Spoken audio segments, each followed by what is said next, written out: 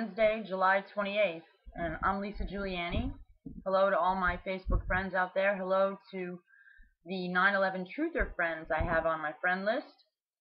It's been really awesome getting to know all of you little by little in this virtual world we're in every day, every night, and I hope to meet as many of you as I can in real time at some point in the future, because I really don't think that we need to spend till the end of time chatting on Facebook about how pissed off we are at the state of the country and the state of the world. There's a lot of psychopathic things going on in our world, and I can tell a lot of you are as angry as I am about feeling powerless to make good change in our environment, in our society, within our government, and watching what's going on outside of our country in places where our troops are engaged in wars and our military is planning future wars.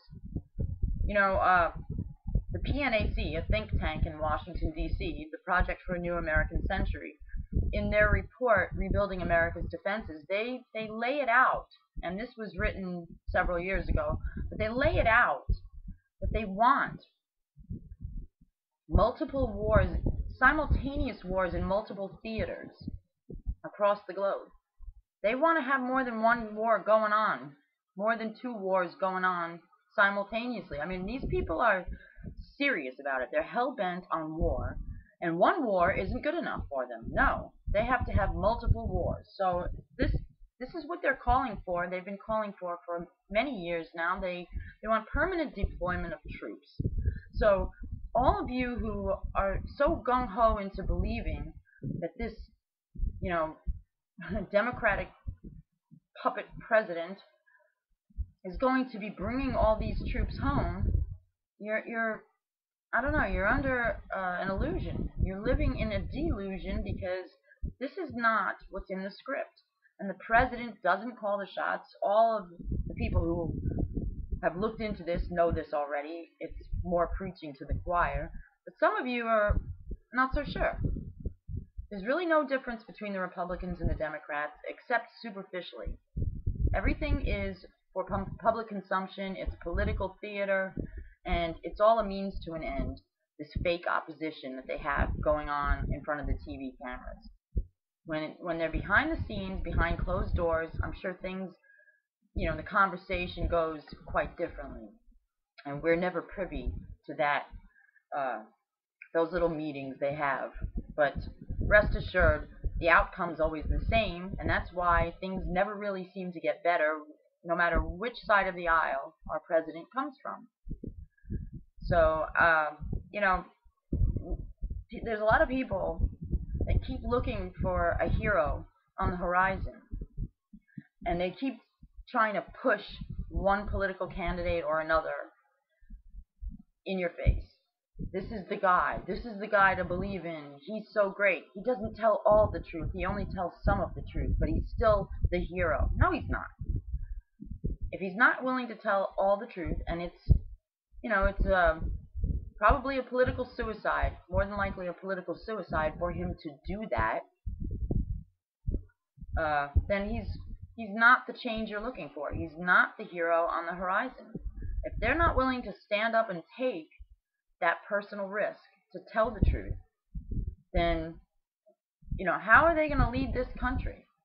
Where are they going to lead this country to? Look where we're going already. We've stayed pretty much on the same road, and the territory is getting more dangerous, no matter which side of the aisle the president comes from. So be careful who you invest your hope in, because from where I sit, there's one litmus test: 9/11. If they're willing to tell the whole truth about 9/11, if they're willing to say to a mainstream audience during one of these photo op sessions, they have these public speaking, you know, sound bites that they do. If they're willing to say 9/11 was state-sponsored terrorism and that it involved factions within our government and factions outside of our government most notably the government of Israel, if they're willing to say that the World Trade Center towers came down via controlled demolitions, and that the people in our country and the people of the world have been lied to, and that everything about 9/11 was a lie from soup to nuts, and that everything that's happened since 9/11 has been because of the lies of 9/11, based upon the lies of 9/11. If they're willing to say things like that, they'll not only get my vote, they'll get my vote of confidence too. I'll believe them. But until a person is willing to do that, one of these political candidates that wants to lead the nation and wants to have some power and influence, until they're willing to take that step and take that risk and show me, I have no faith in them. Because I'm not willing to crash and burn again. I've already gone down that road before, and I've been suckered. So just think about it. Think about who you put your trust and faith in. And are they really telling the truth, or are they blowing smoke up your ass? Another thing I wanted to say is I'm really proud of everything people are doing to share information and communicate and network and try to inform others. I know when someone has a question, there are people just leaping to the keyboard, seems like, to provide answers, information, data, whatever. I also like the fact that everybody takes the time to kind of chill out and decompress, and I like that we send movies, music videos around, and we share music and jokes and all kinds of funny stuff and quotes and things like that. I mean, these are the human aspects of us, you know?